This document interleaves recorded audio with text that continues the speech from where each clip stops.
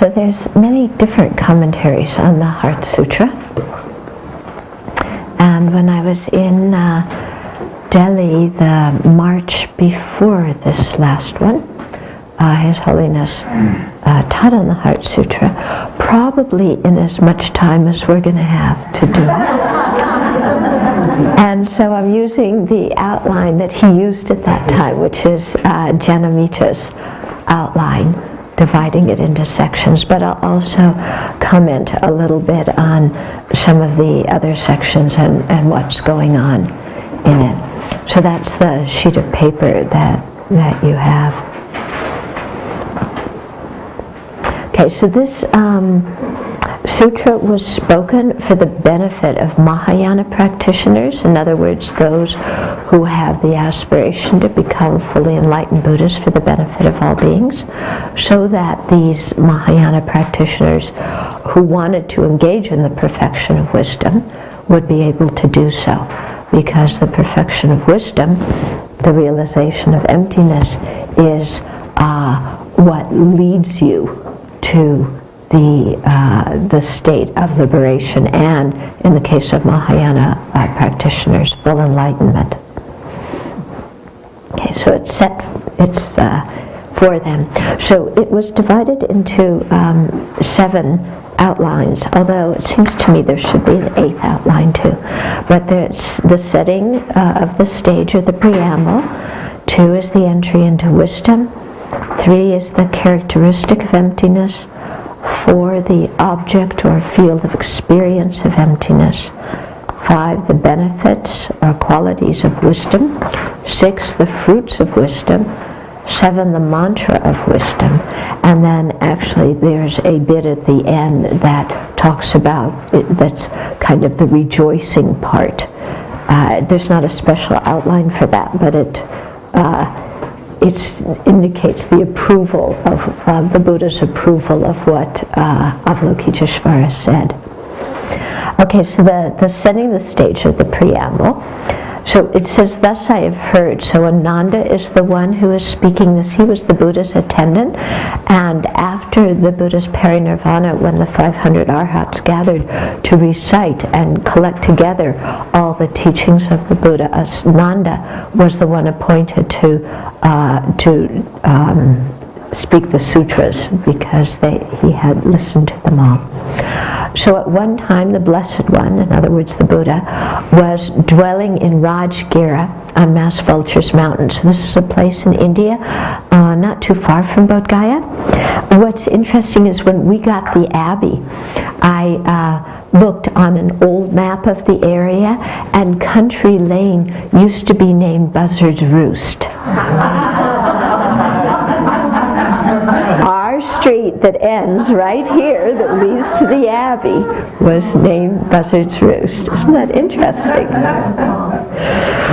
Okay. Okay, so they were sitting together in one method with a harmonious mind, with a great assembly of monastics and a great assembly of bodhisattvas. If you've ever been to Rajgir, and Vulture's Peak, where the sutra was spoken, it's actually a small place. So I think the monastics were small in number, but they said the bodhisattvas filled the whole sky. So this was a teaching that went beyond just the human beings on the planet, but where the bodhisattvas from the Pure Land attended as well. So that's setting the stage. Then to enter into wisdom. So at that time the Buddha was absorbed in the concentration of the countless aspects of phenomena, called profound illumination. So the Buddha was meditating on emptiness, and it was called profound illumination because at that time, when he was meditating, there was a great light that radiated forth from his body and spread throughout the universe. Of course, only the high bodhisattvas could see this, but this light purified the minds of sentient beings, and it helped to ripen their minds so that whatever seeds they had implanted in previous times to understand the far-reaching wisdom they would those seeds would be able to ripen and mature at that time. And he also radiated light to subdue the arrogance of some of the devas, the gods who came, because their bodies also radiate light. So they're a little bit arrogant, but the Buddhas radiated more, so it subdued their arrogance. Okay.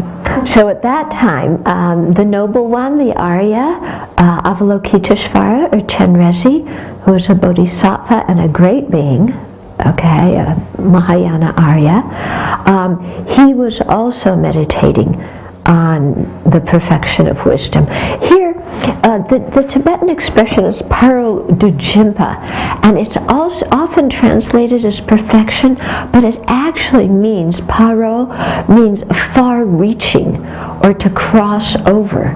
So that's why we often translate it as far-reaching wisdom instead of perfection of wisdom. Okay?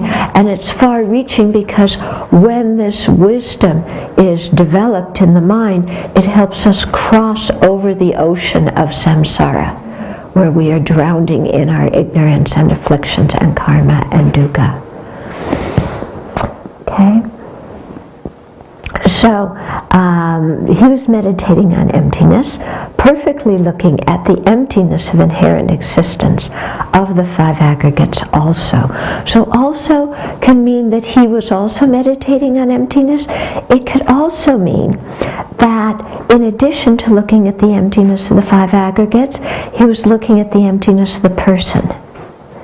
Because the emptiness of the five aggregates, remember yesterday I was talking about the two kinds of selflessness, selflessness of phenomena and of selflessness of person. The aggregates, which are the components of the self, the five aggregates form, were our body, feeling, discriminations, conditioning factors, and then consciousness, or primary consciousness. These are the five aggregates, and the collection of them act as the basis of designation upon which a person is designated or imputed. So the five aggregates, when we meditate on their emptiness, that's the selflessness of phenomena. When we meditate on the emptiness of the person, which is imputed in dependence upon them, that's the selflessness of persons. So the also here could also include the selflessness of persons. Okay? Okay. Then, through the power of Buddha, Venerable Shariputra said to Superior Avalokitesvara, the Bodhisattva, the great being. So, the Buddha is sitting here meditating through this whole sutra, but he blessed Shariputra's mind, or inspired Shariputra's mind, inspired Avalokitesvara's mind, so that they would have this dialogue for the benefit of all the people who were listening. So Shariputra, with his mind, he was one of the Buddha's senior disciples who was expert in wisdom. His mind was blessed, and so he said to Avalokitesvara, how should a child of the lineage train who wishes to engage in the profound perfection of wisdom? Okay? Engage in the practice of the profound perfection of wisdom. So he's asking that question. So we really have to thank Shariputra for asking this question. He wasn't sitting there in the back of the room saying, oh, everybody's going to think I'm so dumb if I ask this question, so I better be quiet. Or I'll ask it after the teaching is over.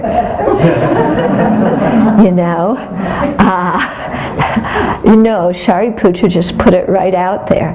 And we have to thank him for doing that. Okay? So his question, was how could a child of the lineage, that refers to a bodhisattva. A bodhisattva is like a child of the Buddha because they're going to grow up to be a Buddha. So how should a bodhisattva who wishes to train in this profound perfection of wisdom go about doing it? You don't just sit there and say empty, empty, empty and realize emptiness. Okay? And you don't just sit there and cross your mind and wait for emptiness to appear. You have to really know what to do. So thus he spoke, and then Superior Avalokitesvara, the Bodhisattva, the great being, replied to Venerable Shariputra, and this is what he said. He said, Shariputra, whatever son or daughter of the lineage, so whatever male or female practitioner who is a bodhisattva, who wishes to engage in the practice of the profound perfection wisdom, should perfectly look like this. Okay, so here he is giving a brief explanation. These particular two paragraphs that starts with thus he spoke, going to the end of the 5 aggregates also, those 2 paragraphs are a brief explanation of how to practice the perfection of wisdom on the path of accumulation and the path of preparation. When we speak of the Bodhisattva's path, okay, there's 5 paths that you go through to get to the path of no more learning. I'm not even on the first one, okay?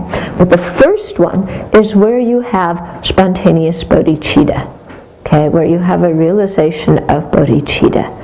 That is firm and stable, and so when you see a sentient being, this is your reaction, is I want to become a Buddha in order to benefit them. That marks entering into the Bodhisattva path, the beginning of the path of accumulation. The path of accumulation is so called because you're accumulating merit at that time, and you're also developing your wisdom at that time.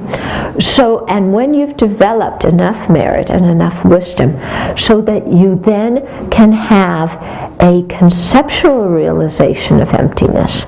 In other words, you have the union of serenity or shamatha and insight or vipassana on the object of emptiness, but it's still conceptual, it's inferential. That's the point where you enter into the second point, the path of preparation. During the path of preparation, you are preparing to have the direct realization of emptiness, because right now yours is still a conceptual realization of it. So you're again collecting merit, that will support your realization of emptiness. When you get to the point where your understanding of emptiness, which was conceptual, meaning that there's the veil of what's called a meaning generality, or some kind of general image of emptiness, where that veil has now fallen away and the direct perception of emptiness happens. So at this point you have the unity of serenity and insight with a direct realization of emptiness. That marks the beginning of the path of seeing, or the third bodhisattva path. And that's called seeing because it's your first direct experience of seeing emptiness. Okay? Then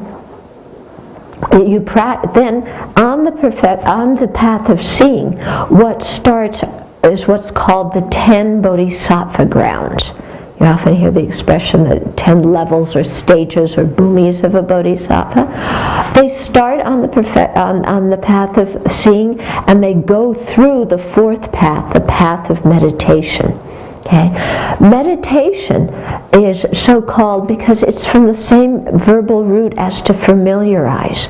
So on the path of meditation, on all these 10 bodhisattva bhumis, what you're doing is familiarizing yourself with the realization of emptiness and using it to gradually shed different layers of obscurations. Okay? When you get to the 8th bodhisattva level or bhumi, at that point you have shed all the afflictive obscurations that keep you bound in samsara. But it's only when you complete all 10 bodhisattva stages and you arrive at the 5th path, the path of no more learning, that at that time you've also shed all the cognitive obscurations that prevent you from becoming fully enlightened.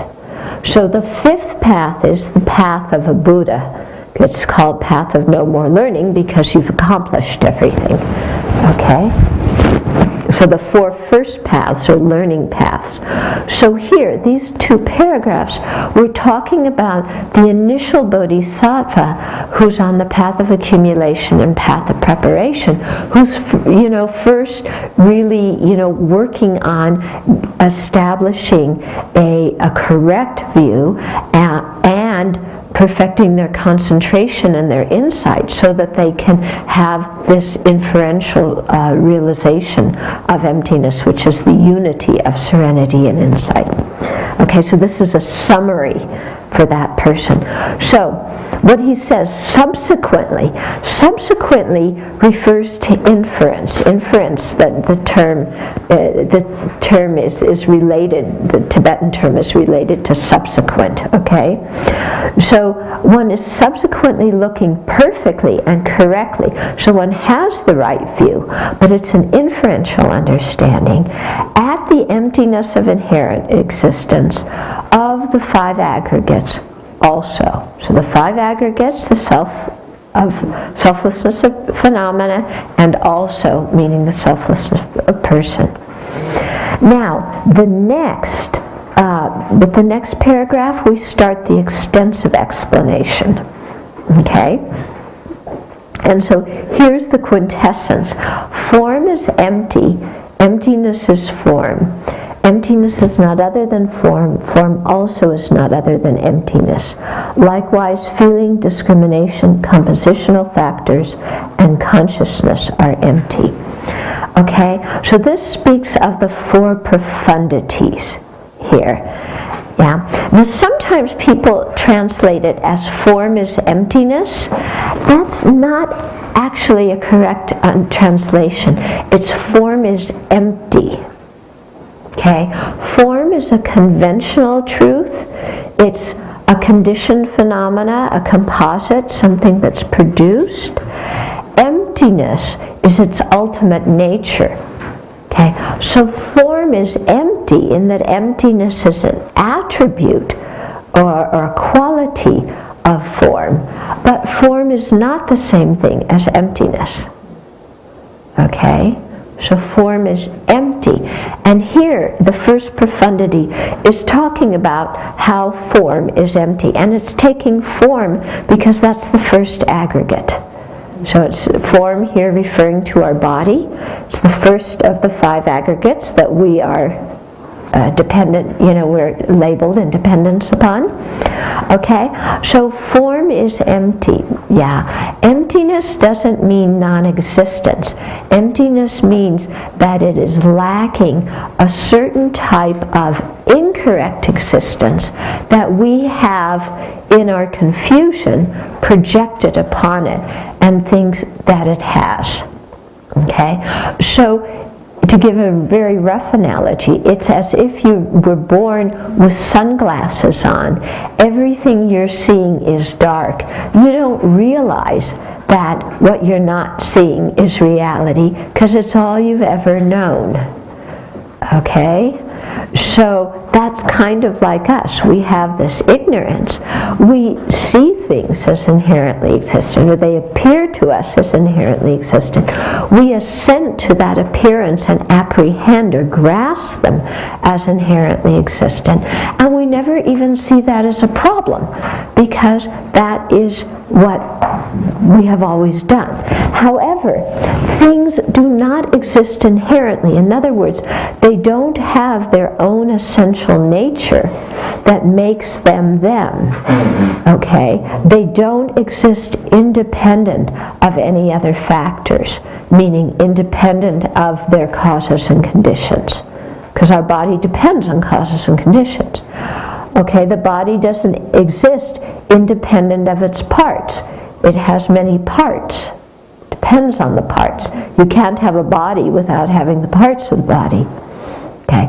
The body also depends on the term and concept. Our mind taking those parts and putting them together and saying, oh, this is a body, giving it the label body. Okay? So the body is dependent in all these different ways.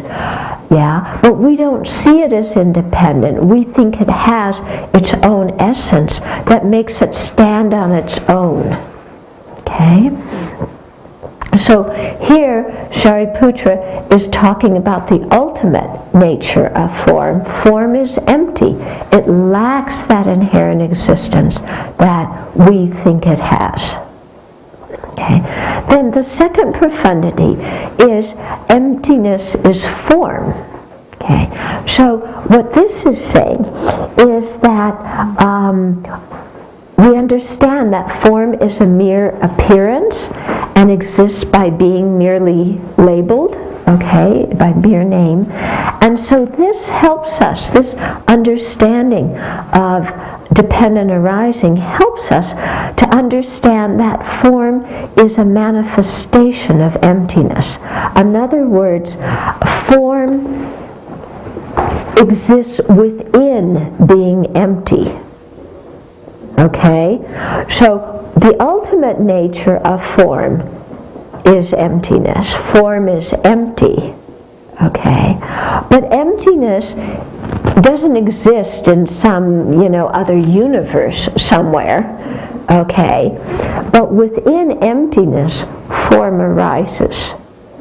So here we're talking about the conventional nature of form. Actually, the last three of the four profundities are dealing with the conventional nature of form. So here we're understanding that within emptiness, form arises. So form is a manifestation of emptiness in that respect, in the sense that it arises within emptiness. But don't think that it's a manifestation of emptiness in the sense that emptiness is some positive substance that then reappears as form. Because no, that's not it. Okay? That's a wrong view. Then the third profundity and the fourth profundity are actually stated in the next two sentences. Emptiness is not other than form. Form also is not other than emptiness. So here what we're looking at is the two truths are the same nature, okay? But they aren't completely identical. Yeah? So emptiness is not other than form, meaning it's the same nature as form. Because we may tend to think, the ultimate truth, it exists somewhere, some other universe. Here we are in samsara, in our crazy world with our crazy mind, and emptiness, the nature of reality, exists some transcendental other place that we have to go to. Wrong. Okay? Emptiness is here right now in everything because emptiness is the ultimate nature of everything. Emptiness does not exist separate from everything else. Okay? So emptiness is form. Yeah? It's not separate from form, but it's not exactly the same as form either. Because emptiness is an ultimate truth, form is a conventional truth. Yeah? So they're what we call one nature, but nominally different. So that means the two truths are very, very close. They're one nature. They cannot exist without each other. Yeah.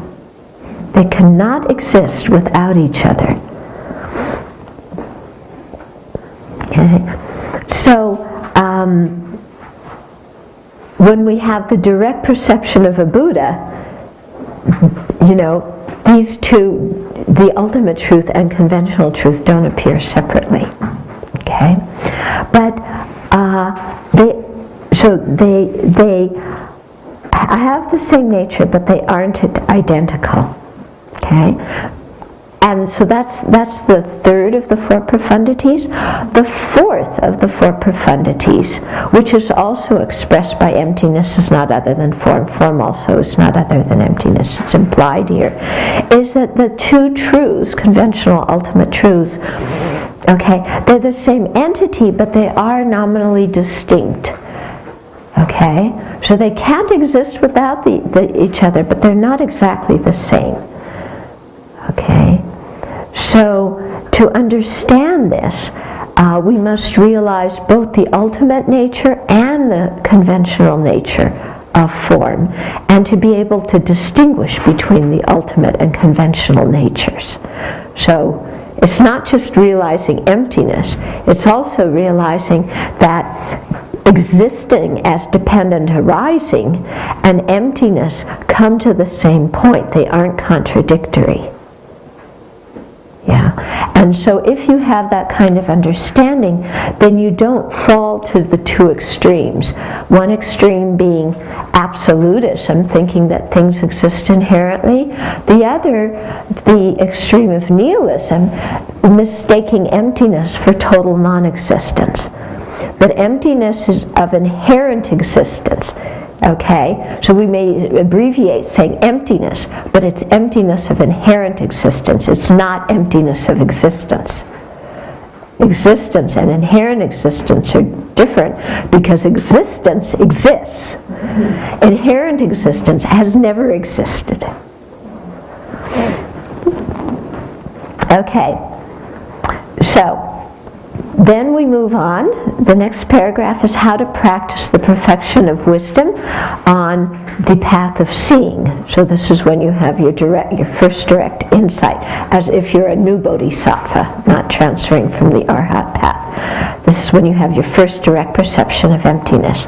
So here Avalokitesvara says, Shariputra, like this, all phenomena are merely empty. Okay? Having no characteristics. Now you may say, but they do have characteristics.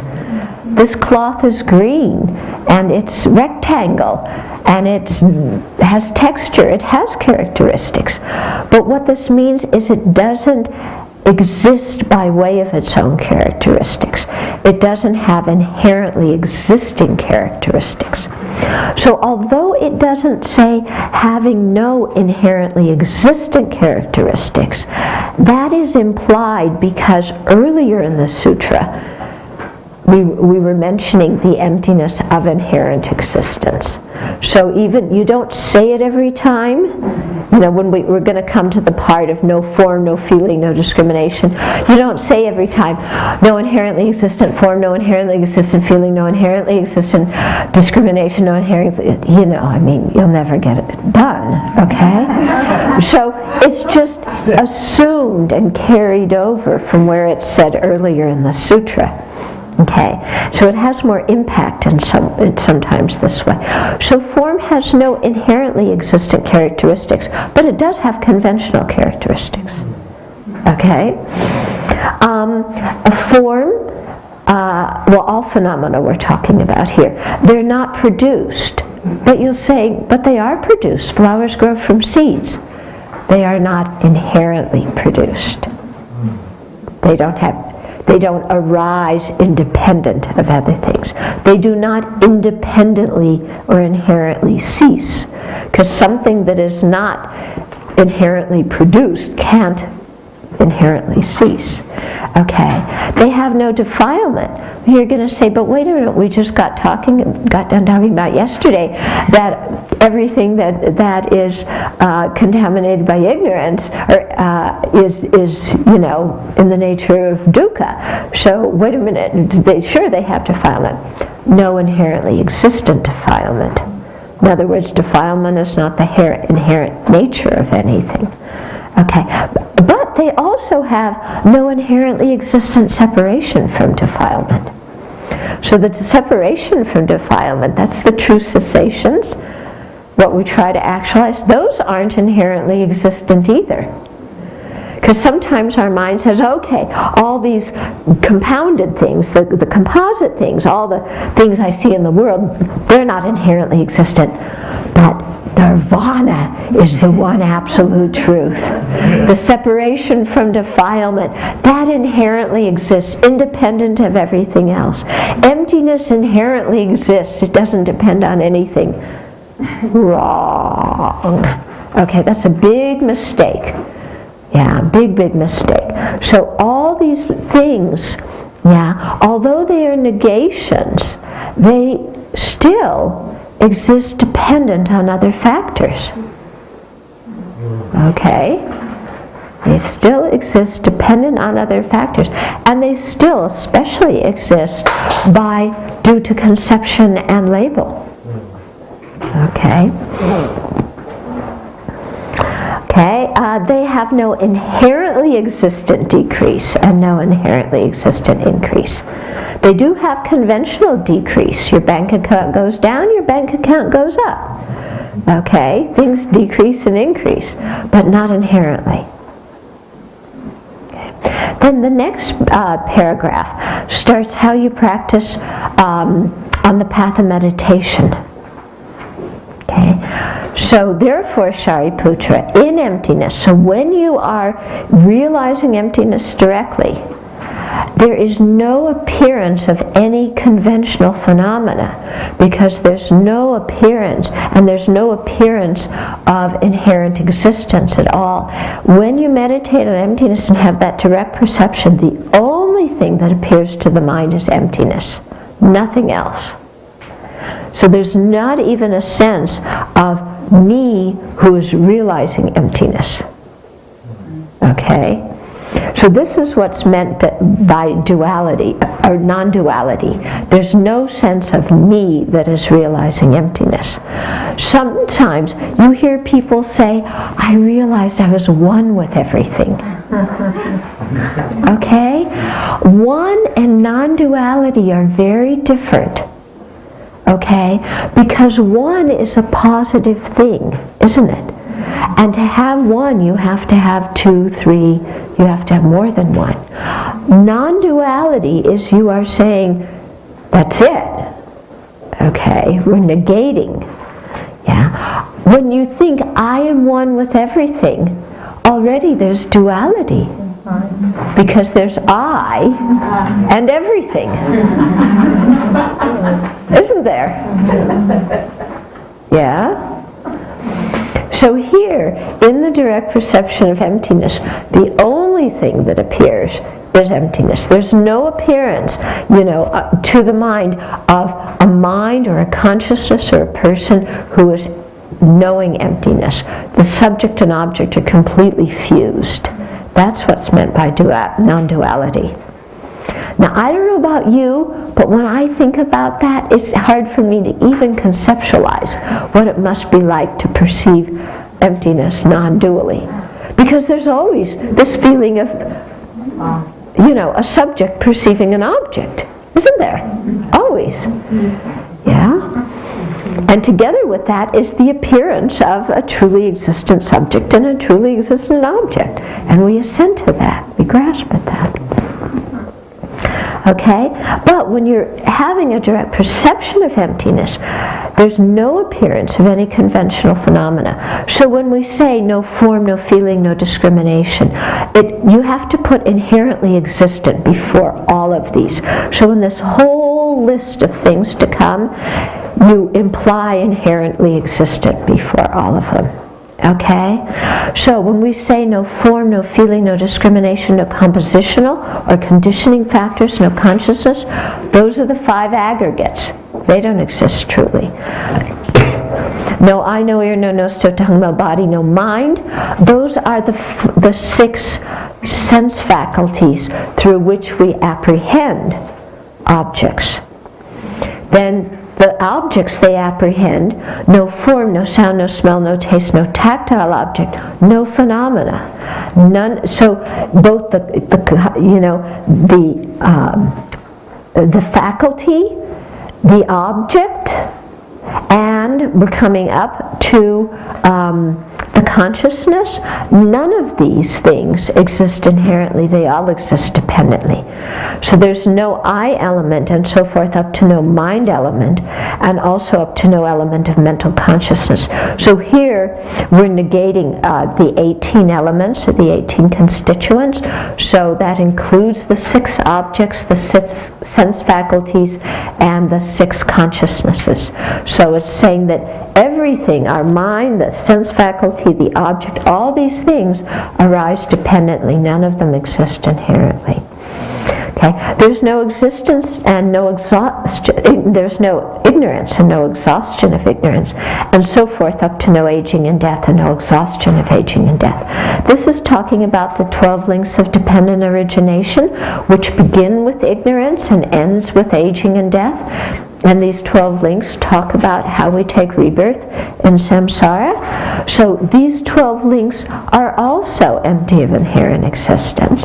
And their cessation or exhaustion is also empty of inherent existence. Okay? So everything our mind is trying to grab onto as existing, Avalokitesvara is saying, forget it, none of this inherently exists, forget it. Because our mind is always, well, if I can't cling to that, I'll cling to this. Okay? Likewise, there is no suffering, origin, cessation, or path. What are those? Four Noble Truths. Four Noble Truths. So they don't truly exist either. They don't have any of their own nature. No exalted wisdom, so the wisdom that's going to liberate us, it also isn't a truly existent phenomena.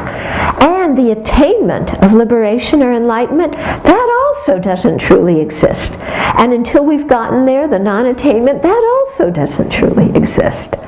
Okay? So everything our mind is definitely trying to clutch onto doesn't exist in the way we think, okay, in the way that it appears to us.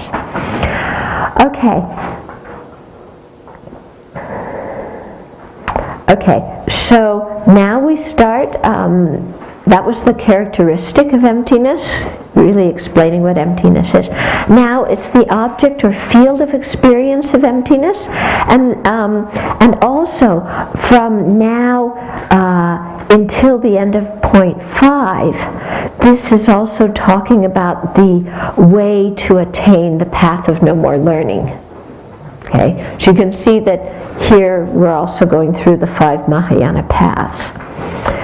Okay, so the object of field of experience, therefore, Shariputra, because there is no inherently existent attainment, bodhisattvas rely on and abide in the perfection of wisdom. Okay, so what is the ultimate object of refuge for bodhisattva? The wisdom that realizes emptiness. Okay, and sometimes emptiness of inherent existence itself is called the perfection of wisdom because it's the object of that wisdom. Okay, so that's the object or field of experience of the wisdom. Then point 5, the benefits or qualities of this wisdom. So, okay, because bodhisattvas rely on them, what benefits do they get? Their minds have no obstruction. Yeah, and no fear, so they don't fear samsara, and they aren't stuck in their self-complacent peace of a hearer's nirvana, so they don't have that fear either. They have what's called a non-abiding nirvana. Okay, passing utterly beyond perversity, so no more wrong conceptions, no more ignorance, no more wrong grasping. They attain the final state beyond sorrow. So the final state beyond sorrow is full enlightenment, this non-abiding nirvana. So it's called non-abiding because it doesn't abide in samsara, like the arhat's nirvana, but it also doesn't abide in the arhat's nirvana, which is a state of personal peace.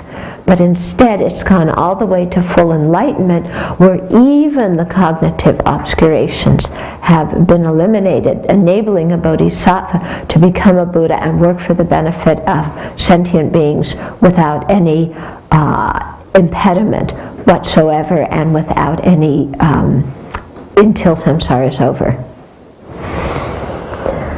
Okay, then the fruit of wisdom. Okay,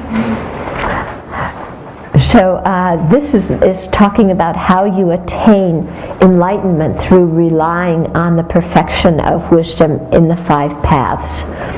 So also all the Buddhas who perfectly reside in the 3 times, past, present, and future, relying upon the perfection of wisdom, become manifest and complete Buddhas.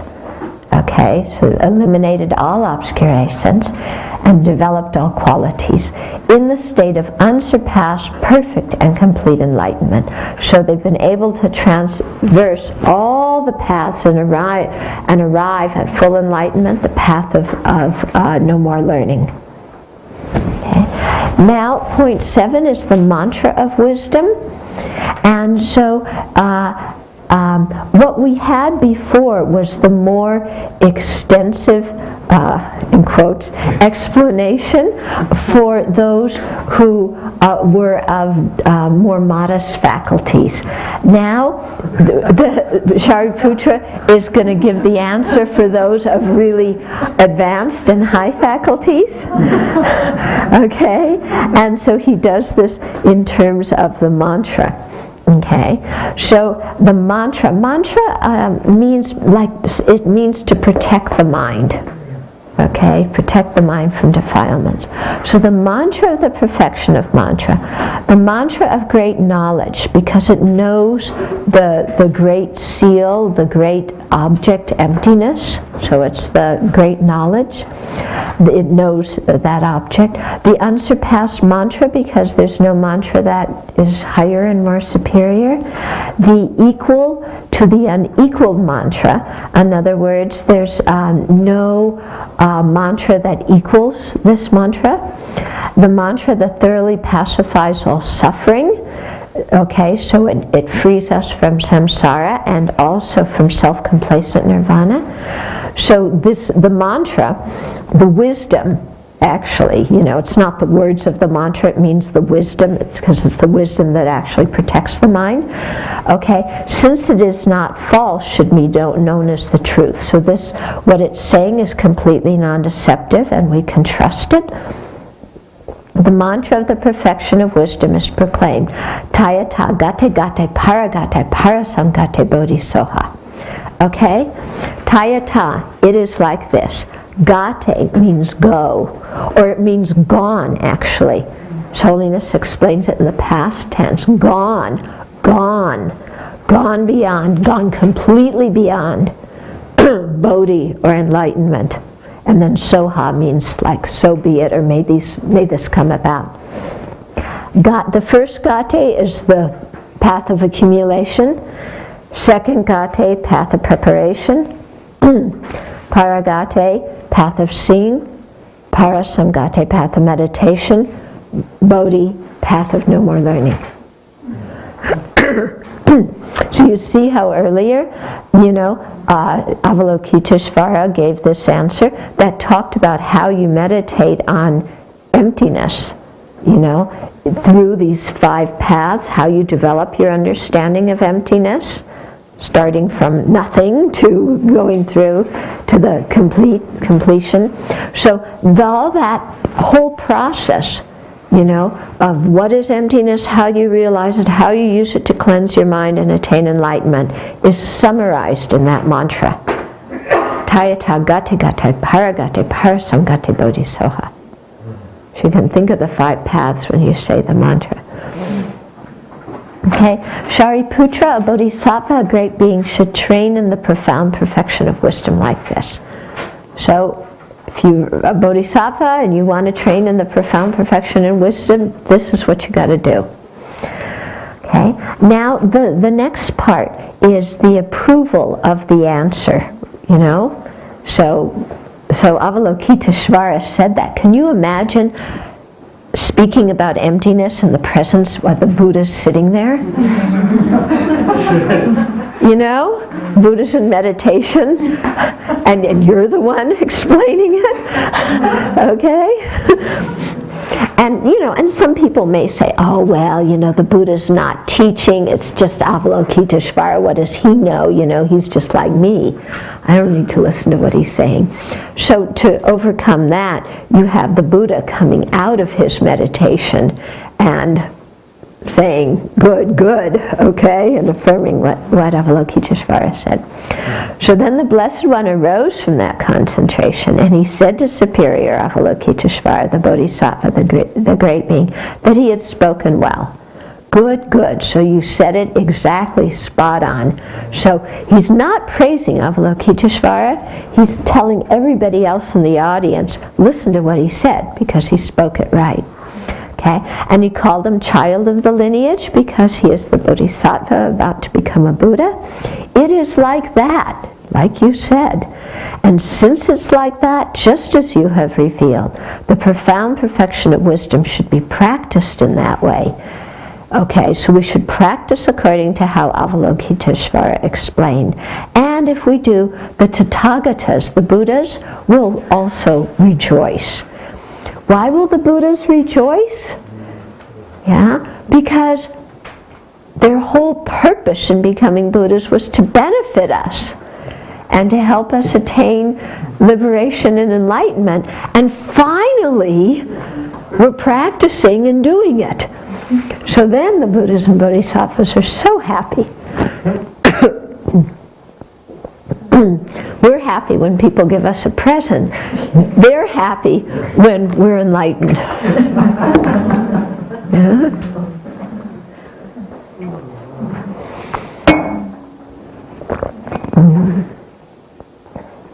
Okay, and then the next part is talking about how the followers, the rest of the audience, how they're pleased and how they take these teachings to heart. So when the Blessed One had said this, Venerable Shariputra, Superior Avalokitesvara, the Bodhisattva, the Great Being, and that entire assembly of disciples, so all the hearers and solitary realizers also, as well as the worldly beings, okay? So the devas, the human beings, the demigods, the spirits, probably the ants and, that were on Vulture's Peak, and the spiders and all those beings. Everybody was delighted and highly praised what had been spoken by the Blessed One. So at that point they realized that this whole dialogue was actually done under the inspiration of the Buddha, and in that way was spoken by the Blessed One, by the Buddha.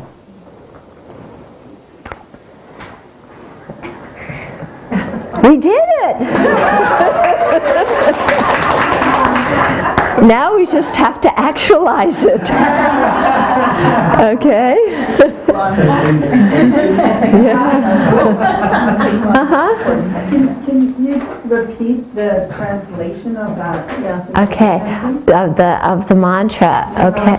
Yeah. Gone, gone beyond, gone completely beyond, enlightened or awakened. So be it. Or may this come about. Or may these blessings sink in. Okay? So while we chant this, there's a lot to think about, isn't there? Yeah? And what I really like about this is that there's a whole scene to it, and you can sit there and imagine being, imagine the whole thing happening on Vulture's Peak, and they're all sitting there and this dialogue's happening and what they're saying, and it's really quite inspiring. It's like you're reliving it or reenacting it when you recite the sutra.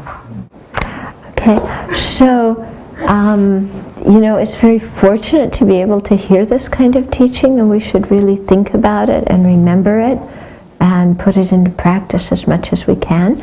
And even though we don't understand everything, I certainly don't, then, we're all in the process of training.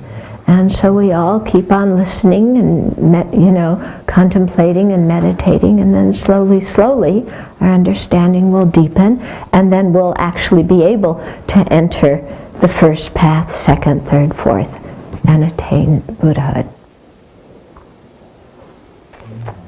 Okay?